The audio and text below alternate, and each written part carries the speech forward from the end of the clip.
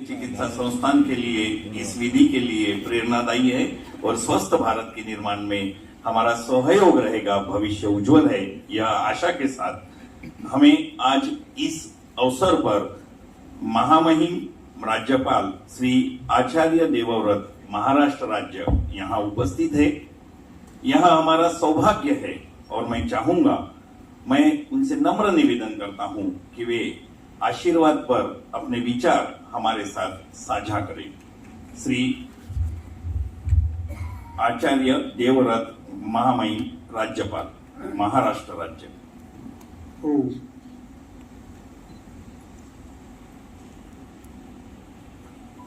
आठवें प्राकृतिक चिकित्सा दिवस के अवसर पर हमारे बीच में उपस्थित माननीय श्री प्रताप राव यादव जी, राज्य मंत्री स्वतंत्र भारत प्रभार आयुष मंत्रालय एवं स्वास्थ्य एवं परिवार कल्याण राज्य मंत्री भारत सरकार, माननीय श्री अमरेंद्र सिंह, निदेशक प्रभारी राष्ट्रीय प्राकृतिक चिकित्सा संस्थान पुणे,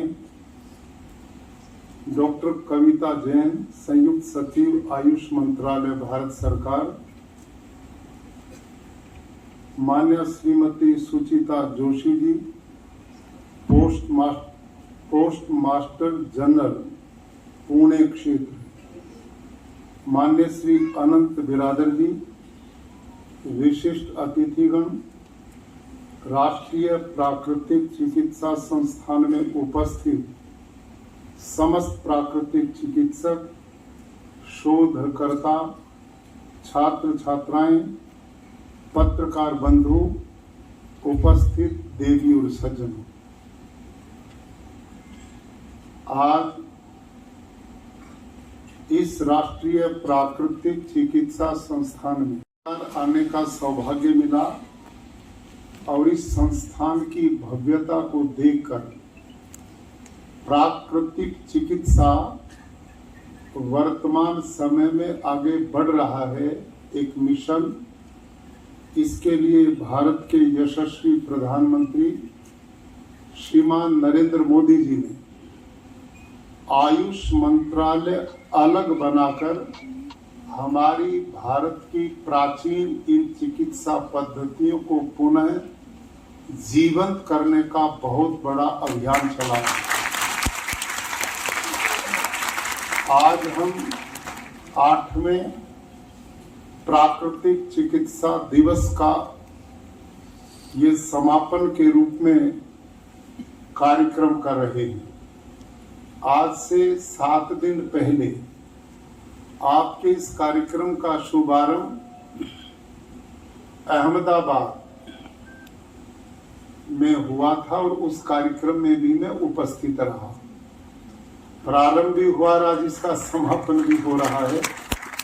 यह मैं अपना सौभाग्य मानता हूं।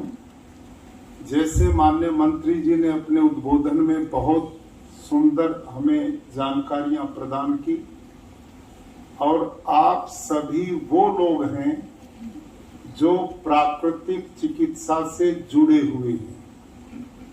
कुछ चिकित्सक हैं, शोधकर्ता हैं, छात्रगण हैं। आज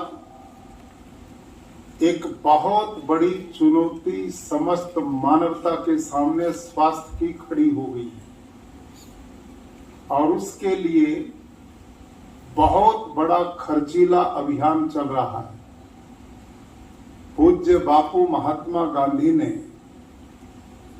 जब इस पद्धति से अपने आप को परिचित किया और उन्होंने व्यवहारिक रूप से अपने ऊपर इसको ढाला, तो उनकी समझ में आया कि भारत जैसे उस समय, क्योंकि अंग्रेज ने भारत को इतना गरीब बना दिया था कि लोगों के पास महंगी चिकित्सा का रास्ता ही बंद हो गया था।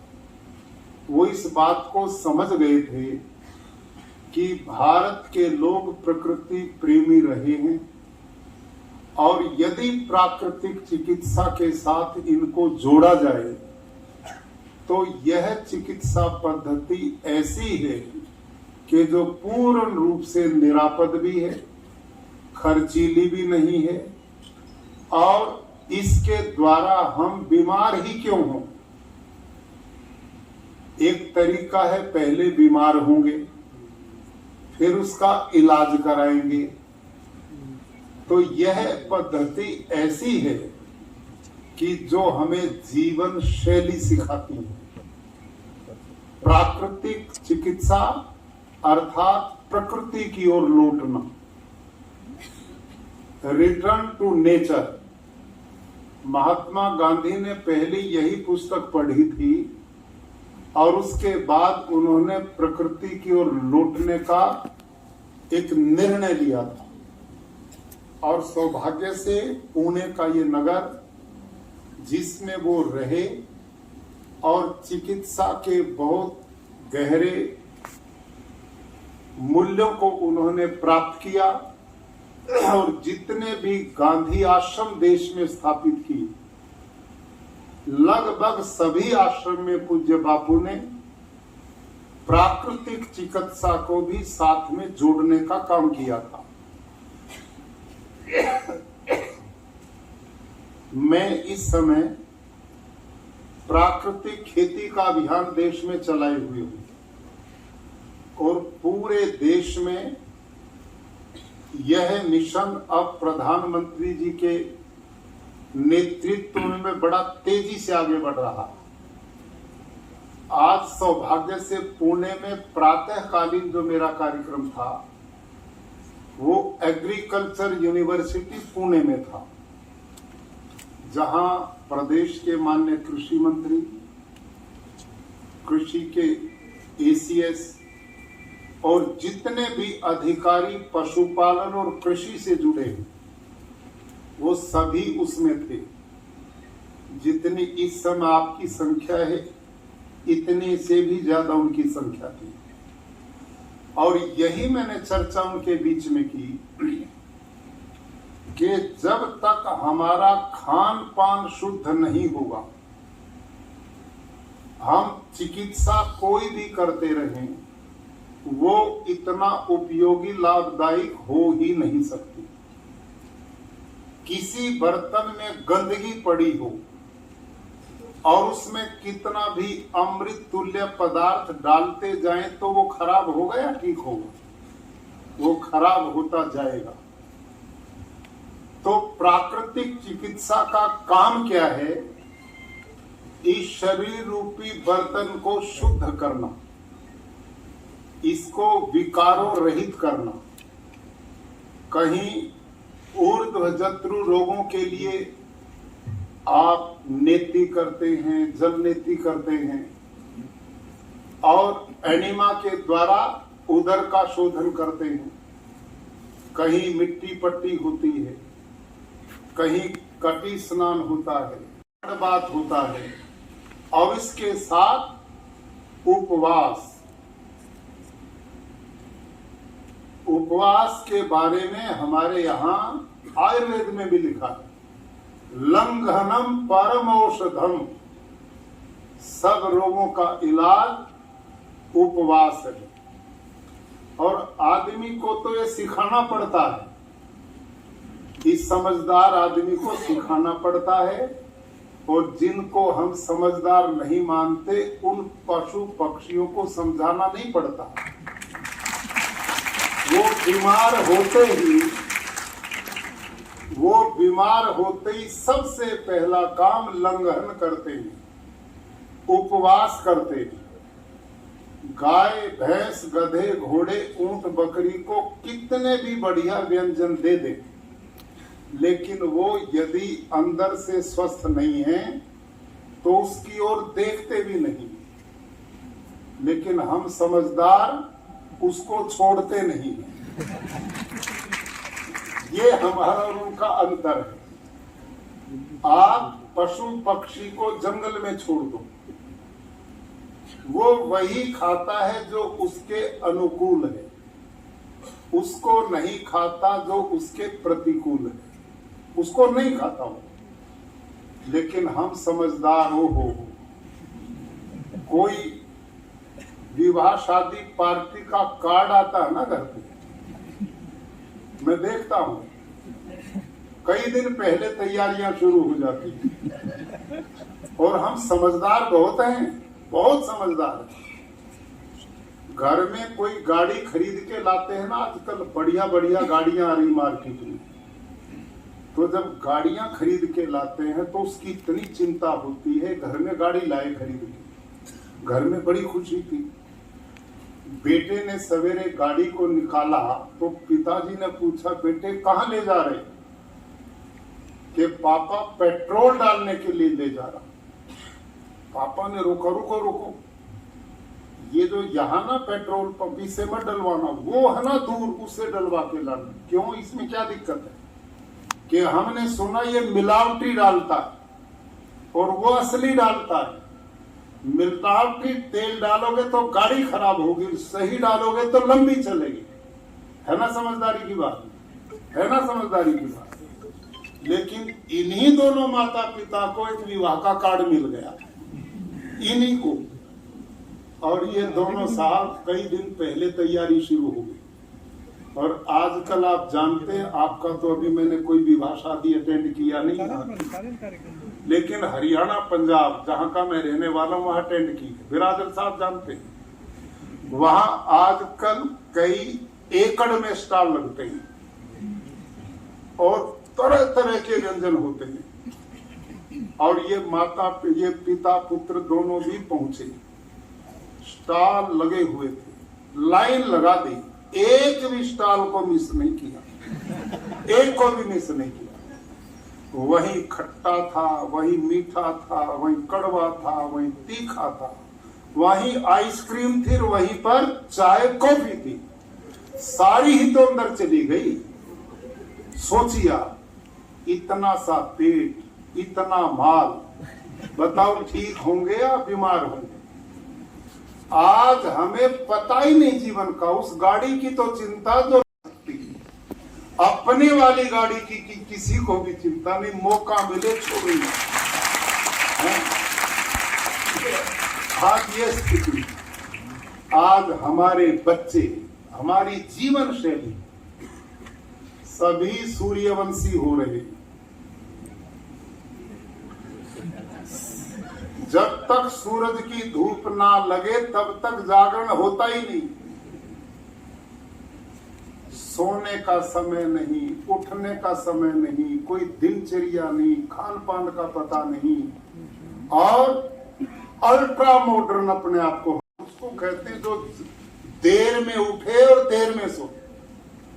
जहां जीवन मूल्य यहां से आके जाते हों, वहां स्वास्थ्य की कल्पना करना बेमानी है।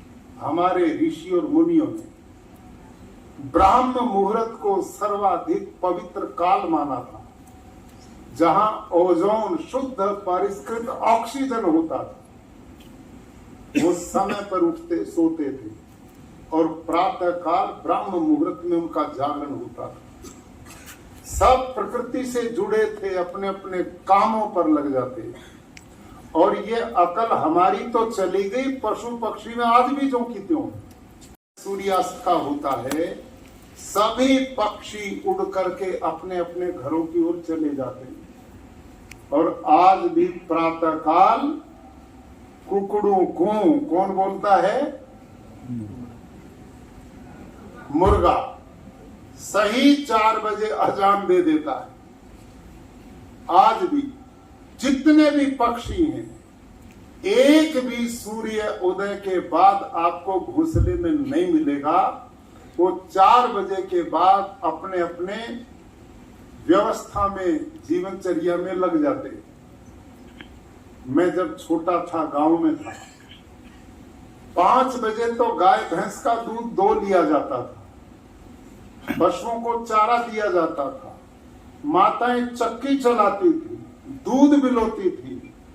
उनका तो व्यायाम इतना जबरदस्त होता था, प्राकृतिक आहार था और प्राकृतिक जीवन था। इसलिए वहां ना कैंसर था, ना डायबिटीज थी, ना हार्ट, ना पैनक्रियाज बदल रहा था।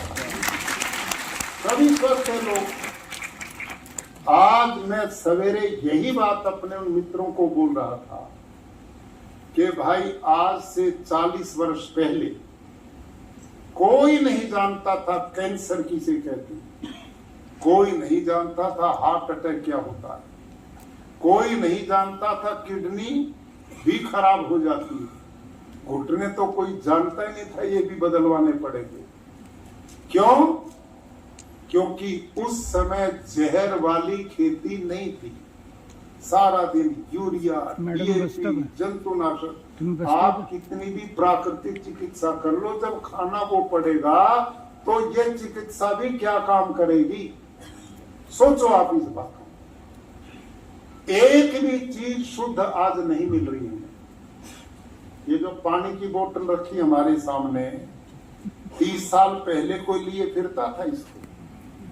कहीं पर भी पानी, क्योंकि प्रकृति बची हुई थी। लेकिन हम समझदार होके जहां जहां पैर पड़े वही बंटा ढार होता चला गया, जहां जहां हमारे। और मैं ये बात बोलता हूं सब जगह, ये जो प्रकृति का विनाश है, इस समझदार आदमी को छोड़कर किसी पशु पक्षी जीव जंतु ने नहीं किया। जितने धरती पर प्राणी हैं, असंख्य प्राणी, उनमें मनुष्य एक है। इस समझदार को छोड़कर ना तो कोई बीमार और ना किसी ने प्रकृति के संतुलन को खराब किया। और इसका उदाहरण मैं बहुत नया आपके बीच में प्रस्तुत करता हूं। प्रधानमंत्री जी ने जब कोरोना काल आया, हम सबको रात दिन मेहनत करके बचाने का काम किया और बचा दिया इस देश को। उन दिनों उन्होंने लॉकडाउन लगाया था, याद है क्या? भूल गए? जल्दी भूलते हैं भारत वाले लोग। अच्छी बात है, बुरी चीज भूल जानी चाहिए, लेकिन याद करो, वो जो लॉकडाउन लगा था, वो गाय भैंस गधे घोड़े का तो नहीं था ना, पशु पक्षी का भी नहीं था ना। केवल समझदारों को उन्होंने प्रार्थना की थी, भाई 1 महीना घर रुक जाओ, यही थी ना बात। और हमने उनकी बात मान ली थी, इसलिए हम बच भी गए बड़ी संख्या। यूरोप वाले तो कह रहे थे कि इस बीमारी में सबसे ज्यादा विनाश भारत में होगा और अफ्रीकन देशों में होगा, और हुआ उल्टा। हम बच गए, वो मारे गए बहुत। वो हमारे नेताओं की, प्रधानमंत्री जी की सूझबूझ ने सबको बचा लिया। उन्होंने कहा घर में रुक जाओ 1 महीना, और हम रुक गए। कभी हमसे थाली बजवाते थे, कभी मोमबत्ती जलवाते थे, कभी घंटी बजवाते थे। किस लिए? ताकि हमारा उत्साह बना रहे और हम घर में बैठने की हिम्मत बनाए रखें। हमने 1 महीना घर में बिताया था। 1 ही महीने में जो गंगा अरबों रुपए लगा करके भी शुद्ध नहीं, वो भी 1 महीने में शुद्ध हो गई। याद है क्या? नहीं? जमुना भी शुद्ध हो गई थी,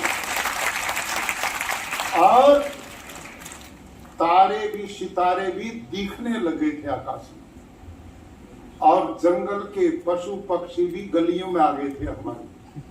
उन्होंने भी लगा, समझदार घर में बैठे, हमारे लिए कोई खतरा नहीं। सब कुछ पवित्र हो गया था। याद है क्या? नहीं?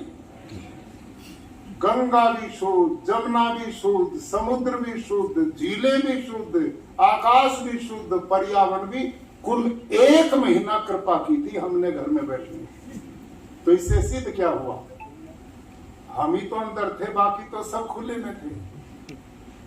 पशु पक्षी, जीव जंतु, समुद्री जीव, आकाश के जीव, धरती पर रेंगने वाले, उनका कोई लॉकडाउन नहीं था, हमारा ही लॉकडाउन था। क्या सिद्ध हुआ? हम ही गड़बड़ हैं। इस प्रकृति का दोहन, शोषण, बर्बाद करने में यदि हम नहीं सचेत हुए, रूप दिखाना शुरू कर दिया। अब ग्लोबल वार्मिंग, इस साल देखा ना उसका रूप, अतिवृष्टि, कहीं अनावृष्टि, कहीं पर पहाड़ दरक रहे, कहीं समुद्री तूफान आ रहे, कहीं भूकंप आ रहे हैं। और ये तो पहला एक ट्रेलर है भगवान की प्रकृति का। यदि हम नहीं संभले तो आगे भयंकर परिणाम भोगने पड़ेंगे। प्रकृति कभी किसी को माफ नहीं करती। उसका सिद्धांत है जो मेरे साथ चलेगा उसका अभिनंदन करती है, और जो विपरीत चलेगा उसका समाधान उसके पास नहीं। तो आप सब वो भाई बंधु हैं, मैं बधाई देता हूं आप सबको। आप समाज के इस भोगवाद की दुनिया में आप ऐसे भाई और बहन यहाँ पर हैं कि जिन्होंने प्रकृति को समझा और प्रकृति के साथ चलने का निर्णय लिया और प्रकृति से जोड़ने के लिए लोगों में अभियान चलाने का काम शुरू किया। इसलिए मैं 8वें इस प्राकृतिक चिकित्सा दिवस पर आप सबको बहुत बहुत बधाई और साधुवाद देता हूं। हमारे माननीय मंत्री महोदय, हमारे अधिकारी आयुष मंत्रालय के, इन सब को भी साधुवाद देता हूं कि जो प्राकृतिक चिकित्सा, बिल्कुल प्राकृतिक जीवन शैली, इसी से जीवन बचेगा। और मैं तो कई बार अनुभव करता हूं, देखो इस धरती पर, पुणे में वहीं आता हूं, असंख्य प्राणी है धरती पे, लेकिन किचन समझदार के ही घर में है। वो सब प्रकृति की व्यवस्था में जो पकता भोजन जैसा भी है उसको उसी रूप में ग्रहण करते हैं। और हम सारे भगवान का बहुत नाम लेते हैं, हम इतने आस्तिक हैं, सारा दिन कोई गुरुद्वारे में, कोई मंदिर में, कोई मस्जिद में, कोई चर्च में, जिसके जो पूजा स्थल है, जुटे पड़े हैं भगवान की प्रार्थना के लिए। नाम परमात्मा का मानते बिल्कुल नहीं, उसकी मानते नहीं। हम इतने समझदार हैं, फल खाते ना काट के, नमक लाओ ये चल, भगवान पागल था जो डालना भूल गया। ये समझदार है, कितने समझदार है कि नहीं, कितने समझदार है। भगवान की दूध, अरे बच्चा जब जन्म ना, वो केवल अपनी माँ के दूध पे रहता, पानी भी नहीं पीता। उसका मीठापन कहां से पूरा होता है, उसका नमक कहां से पूरा होता है। एक माँ के दूध में सारी वो वस्तु है जो बच्चे के शरीर की जरूरत पूरी करती है। लेकिन हम इतने समझदार हैं, भगवान पागल था, दूध में भी अलग डालो मीठा, उसमें भी और कुछ डालो, क्योंकि उसने कमी छोड़ रखी है। हम हैं समझदार, उसने कमी छोड़ दी थी। ये व्यवस्थाएं हमारे सिस्टम में पूरा चलती है। इतने बढ़िया साफ सुथरी मैं बताता हूं लोगों के बीच में, ये जो है ना करेला, कब पता है ना आप सबको, उन दिनों जर्म्स कीटाणु बहुत होते हैं ना, और भगवान ने करेले के ऊपर इतने बढ़िया कैप्सूल फिट करके भेजता है। अब तुम इसको यूं का यूं घोट के पीस के इसको रोज पी लो थोड़ा, और यूं का यूं उसको लिया जाए तो वो उन काल के सभी बीमारियों से रोकने की बड़ी ताकत रखता है। लेकिन वो करेला एक बार मेरी बहनों के हाथ में आ जाए, फिर उसकी जो दुर्गति करती है, ओहो, चाकू लेती पूरा साफ। भगवान पागल था जिसने लगाया, हम समझदार इसका इलाज करेंगे। और यूं ही नहीं छोड़ते उसको, फिर उसके पेट को चीरते, फिर उसमें पता नहीं क्या क्या मसाले भरते हैं, और यूं ही नहीं छोड़ते, फिर रस्सों से उसको लपेटते हैं निकल ना जाए। और भाई फिर वो कढ़ाई में डाल के तेल में, जब तक वो ग्रीन से ब्लैक नहीं हो जाए उसका पिंडा नहीं छोड़ते, उसका पीछा नहीं छोड़ते। इतना बढ़िया इलाज करते, क्यों? भगवान कतई पागल था जिसने वो बना। हम समझ तरीका भोजन, ये प्रोग्राम चलते हैं नहीं। और देखो कमाल, आज रोज अस्पताल, नए नए हॉस्पिटल, डेली ये कैंसर का, ये हार्ट का, ये घुटने बदलने का, ये लीवर बदलने का, फलाना पढ़ रहे हैं। कितने बढ़ा लो, हम तुम्हें खाली नहीं छोड़ने वाले, पूरा भर के रखेंगे। बेड मिलते ही नहीं, भरे पड़े हॉस्पिटल। और मैं पूछता हूं भाइयों, डिस्कवरी चैनल देखते हो ना? समुद्र में कितने तरह के जीव जंतु, आकाश में कितने तरह के पक्षी, धरती में कितने तरह के रेंगने वाले जानवर। आप बताओ, इन सब के लिए कहीं किसी एम्स की व्यवस्था देखी आपने? वहां डॉक्टर्स की टीम देखी आपने? समुद्र में कोई मेडिकल स्टोर दिखाई दिया हो? किसी गाय भैंस को आपने चश्मा लगाए दिखाई दिया हो? कोई गाय भैंस दांत बदलवाने के लिए डॉक्टर के पास गई हो? क्यों भाई लोग? अरे वो भी तो ठीक ठाक है, हम यूं इतने बीमार हम क्यों? इसका कारण केवल और केवल ये है कि हम प्रकृति से दूर चले गए, के साथ जुड़े हुए। हाँ, वो गाय भैंस गधा घोड़ा तो जरूर बीमार है, जो इस समझदार की काबू में आ गए, जो इसके खोपे पर बंध गए। वो तो इसने वो भी अपने जैसे बना दिए।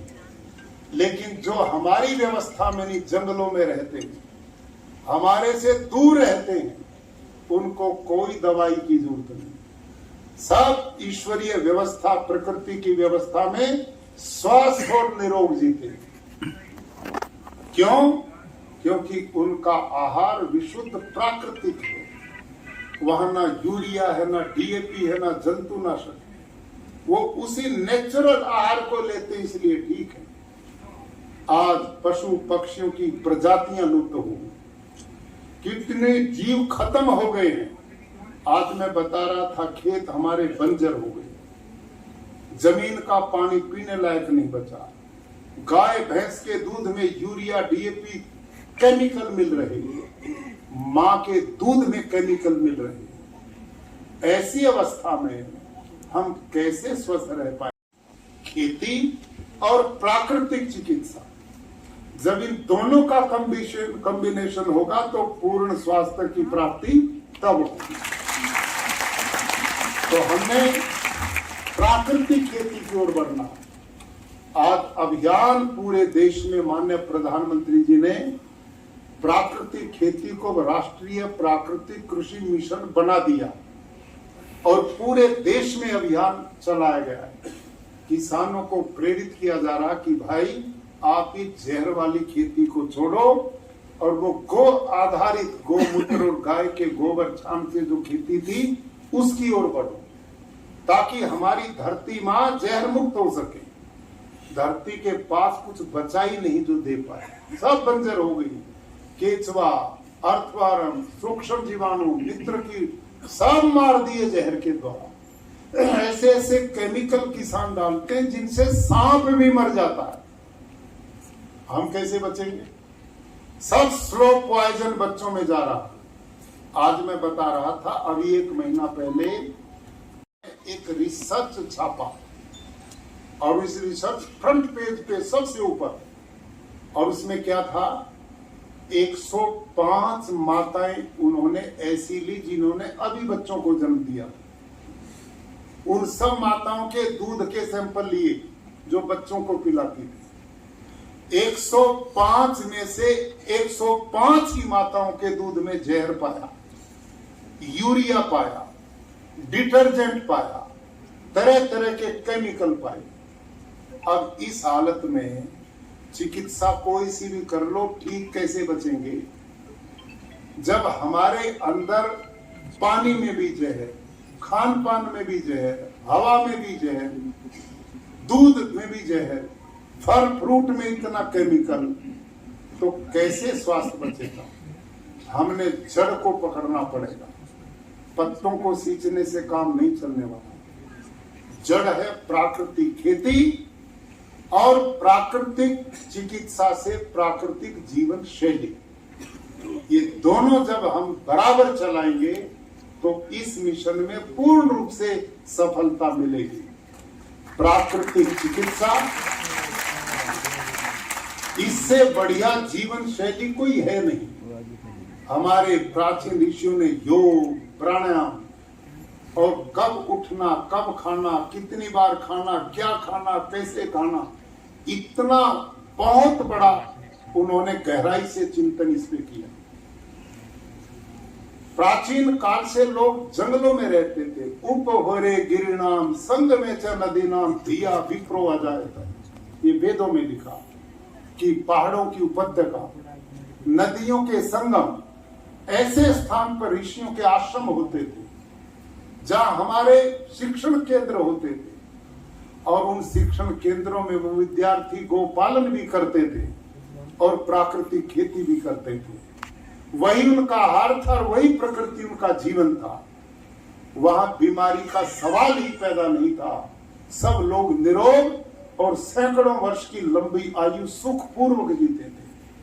उनको ना हार्ट बदलवाना पड़ता था, ना किडनी बदलवानी पड़ती थी, ना घुटने बदलवाने पड़ते थे। एक भी घटना, भारत लाखों करोड़ों वर्ष पुराना हमारा इतिहास है। 1,08,03,125 वर्ष हो गए दुनिया को बने हुए। ये हमारे ऋषियों की गणना। आज इतनी लंबी इस देश का प्रवाहमय जीवन है, ये कभी बदलवाने की व्यवस्था नहीं आई थी। आज हम यहाँ क्यों खड़े हैं? और ये बढ़ रहा है। ये जीवन शैली खराब। आज हमारे लोग इतने अल्ट्रा मॉडर्न बन गए, माँ बहने सब फास्ट फूड, जंक फूड की ओर बढ़ रहे हैं। घर में बनाना एक बहुत पुरानी पद्धति मानी जाती है, और गाड़ी में सब भरो और होटल पे जाओ, ये मॉडर्न होते हैं। और वहां वो बासा भोजन खाओ जिसका यही नहीं पता वो कितने दिन का बना है। आप सबसे मैं पूछता हूं, घर में माँ बहन जो भोजन बनाती है आज, उसको तीसरे दिन आप खाते हैं क्या? क्यों साहब? आज के बने भोजन को अगले तीसरे दिन खाता है क्या कोई? आप अपने माँ के हाथ के पे तो बिल्कुल भरोसा नहीं। और वो जो जहां खाएंगे जाके पिज्जा, वो तो 6 महीने का बना हुआ है। वो तो 6 महीने का बना हुआ है। उस पे तो विश्वास है और माँ बहन वाले पे विश्वास नहीं। अब वो क्यों नहीं सड़ता? ऐसे भयंकर केमिकल उसमें डाले जाते हैं। अब वो बाहर भी नहीं सड़ता और पेट में जाके भी नहीं सड़ता। वो तो अंदर भी यूं का यूं फिट बैठता है, हाथों में जमता। मैदे से मैं बोलता हूं, ये मैदा से नहीं उतरता तो वो हाथों से कैसे उतरेगा? कौन सी खुरपियां पीठवा जो उतारेंगी इसको? क्यों साहब? और हमारे बच्चे सब मैदा से बनी चीजें खा रहे हैं। चाउमीन, पिज्जा, बर्गर, मोमोज, निरा प्लास्टिक अंदर जा रहा है जिसमें जीवन है नहीं। हमने इस दिशा में भी लोगों को समझाने की जरूरत है। आज सब बच्चे बीमार हो रहे हैं, बिना आयु छोटे छोटे बच्चों के हार्ट अटैक हो रहे हैं, छोटे छोटे बच्चे कैंसर से जूझ रहे हैं। 20-30 साल पे हार्ट अटैक आके खड़ा हो गया। ये सब जीवन शैली की बर्बादी। ना सोने का समय, ना खाने का समय, और क्या खाना ये पता ही नहीं। सब बाजारी चीजें पुरानी खाई जा रही। ये सारा जीवन दर्शन आप दे सकते हैं समाज में। आप ही वो महानायक बनोगे जो ऐसी प्रथाओं महापुरुष भारतीय परंपरा की ओर लेकर के जाओगे। हमारा आयुर्वेद, हमारी प्राकृतिक चिकित्सा, हमारी जीवन शैली, हमारी प्राकृतिक खेती, हमारे वही जीवन मूल्य जब दोबारा अपनाएंगे तो हम भारत को स्वस्थ बनाएंगे।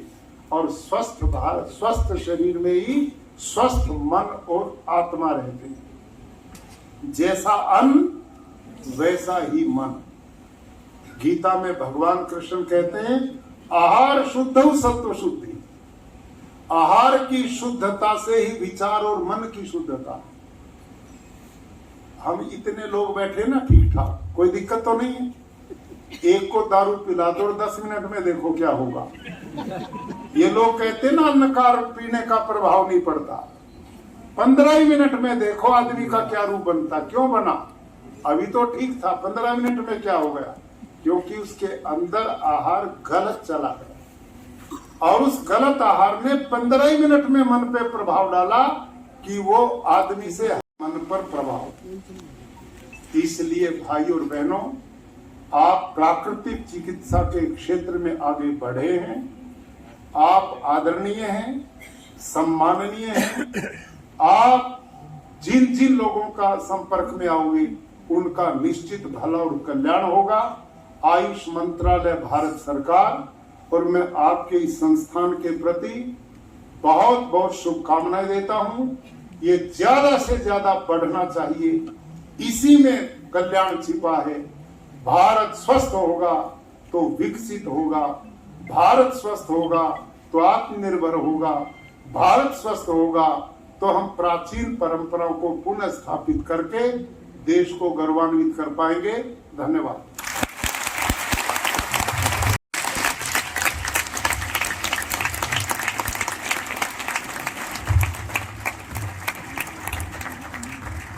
महामहिम राज्यपाल महोदय के अतुलनीय विचार तथा उनकी सूचनाएं हमें स्वयं को तो स्वस्थ बनाने में मददगार साबित होगी ही, तथा मैं उन्हें आश्वस्त करूंगा अपने इन विद्यार्थियों की तरफ से, ये जहां भी जाएंगे स्वयं तो स्वस्थ रहेंगे, प्राकृतिक चिकित्सा को अपनाएंगे तथा अपने समाज का उद्बोधन करेंगे, प्रचार एवं प्रसार करेंगे तथा इस प्राकृतिक चिकित्सा के तरफ अग्रसर होने में हमें मदद मिलेगी।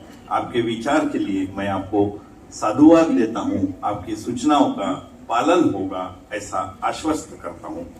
अभी मैं बुलाना चाहूंगा हमारे प्राध्यापक डॉक्टर डी सत्यनाथ, राष्ट्रीय प्राकृतिक संस्थान। आप आभार प्रदर्शन करेंगे।